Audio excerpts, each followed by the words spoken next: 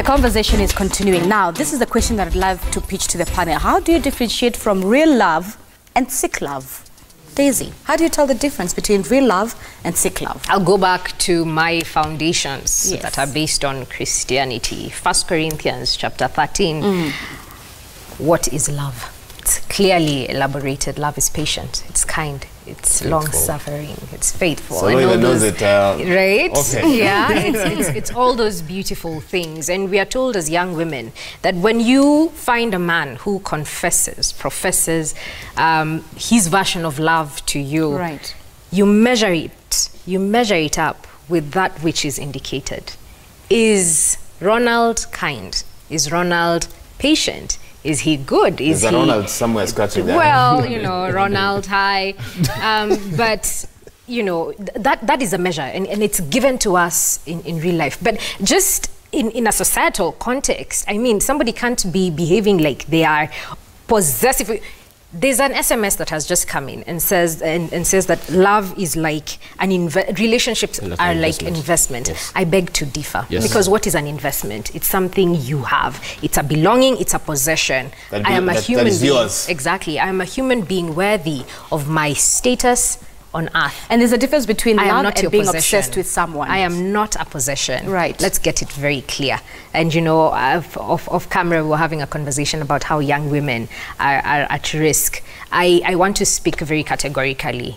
When you see the telltale signs, when you see red flags, take off. Run, do not look back. Because when you give this person an opportunity to have that kind of power and that kind of hold on you, you're done. Right. What happens Tomorrow, if you did not give them the opportunity?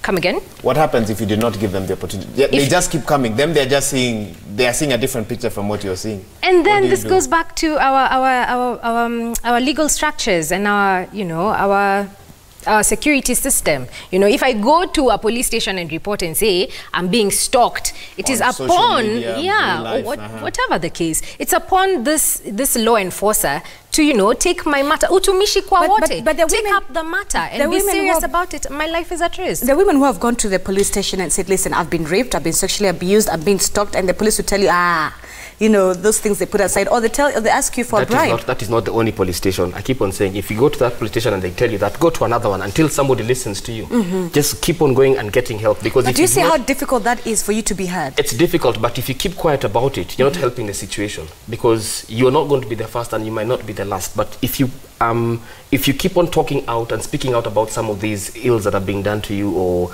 he's stalking you, or he's doing all these things, then probably eventually somebody will listen to you. Let's talk about rejection. Yeah. How are young men taught how to handle rejection?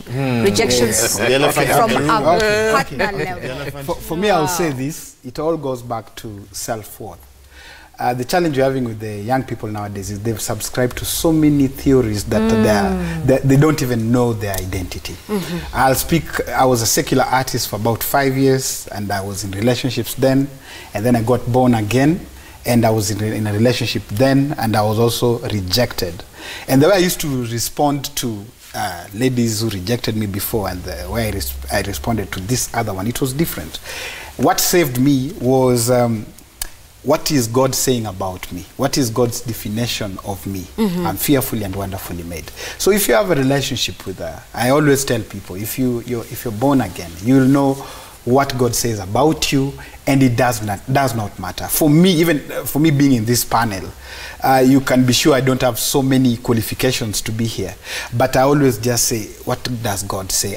Who am I? That gives you the confidence. You understand? That's why I'm talking like a scholar. Identity, you understand? Correct? That's why I'm anchored towards. Allow me to interrupt you. I'll allow you to finish your point shortly. Let's bring in Viola from Kitengela. Viola, good morning. What's your question or comment on this discussion?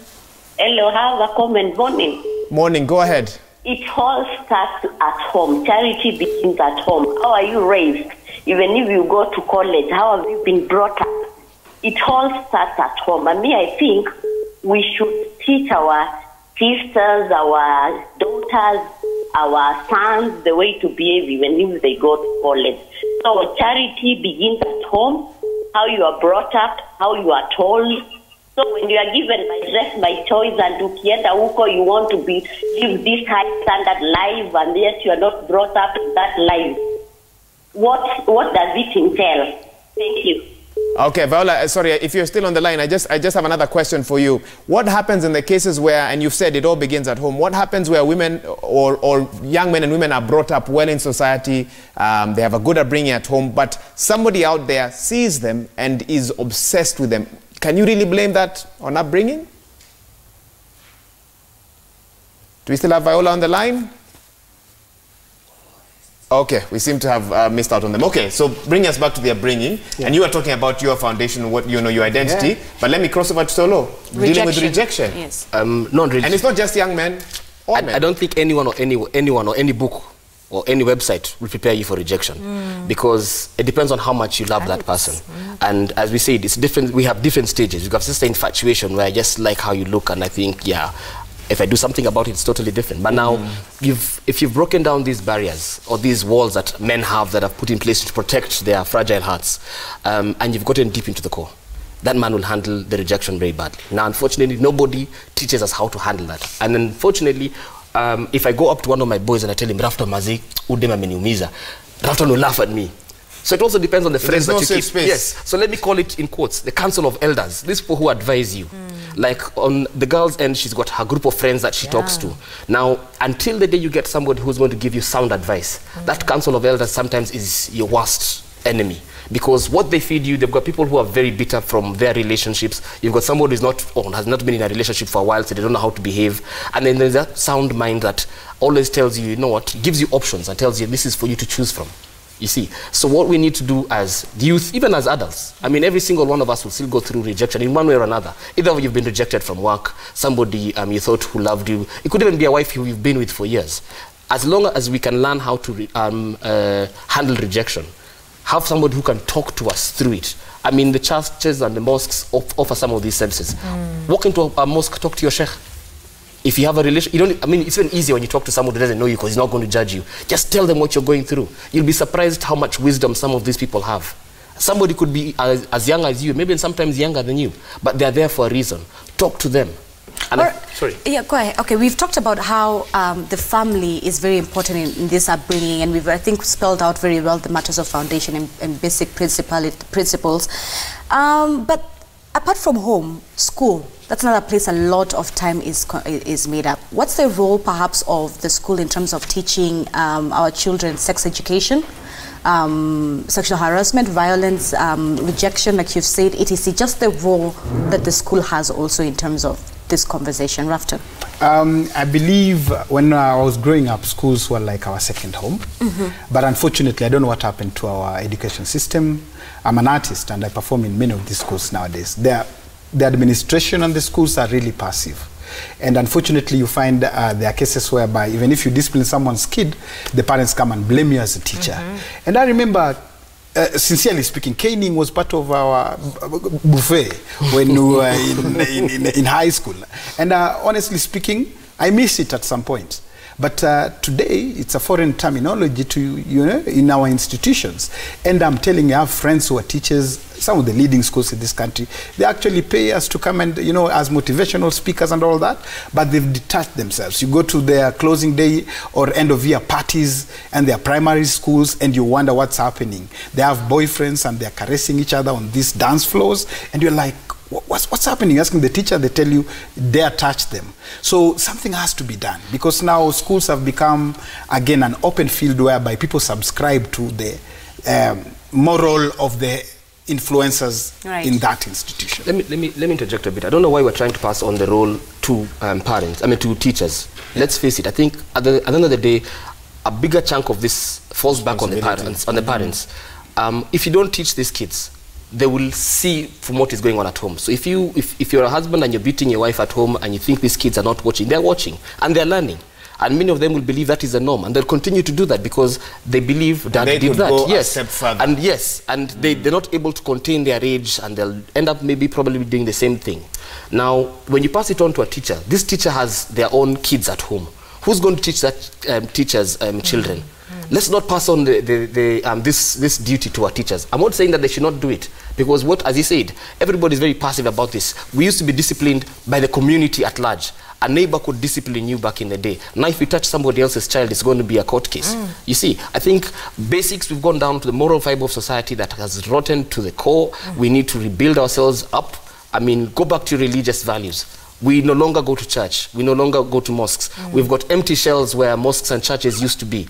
I mean, to the point where other activities and events can be held in some of these institutions because people are not going there to pray. Or you go there just to show, oh, I am so-and-so, I am here in church, everybody can see me. Here I am in my big car, here I am in my nice outfits, and that's about it. But what has gone into your head? Nothing. It comes through here and goes out through there because you're going to church for all the wrong reasons.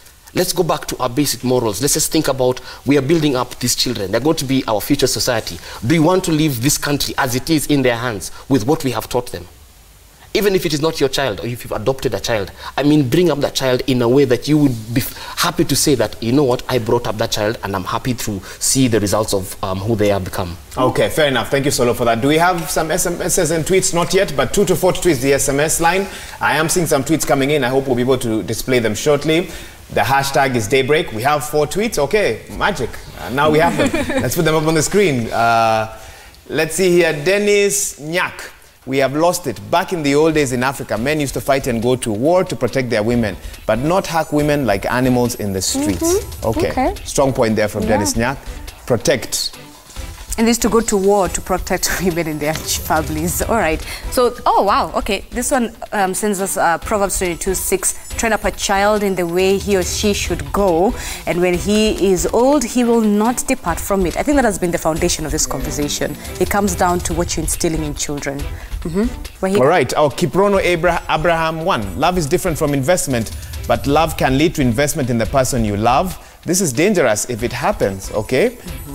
And one last one? I think I'll let you have it. Okay, it's a capitalistic, this is Denomina. It is a capitalistic society, unfortunately, that has been translated to relationships that are viewed as investment. Men should not view women as commodities, and women should break out of dependency.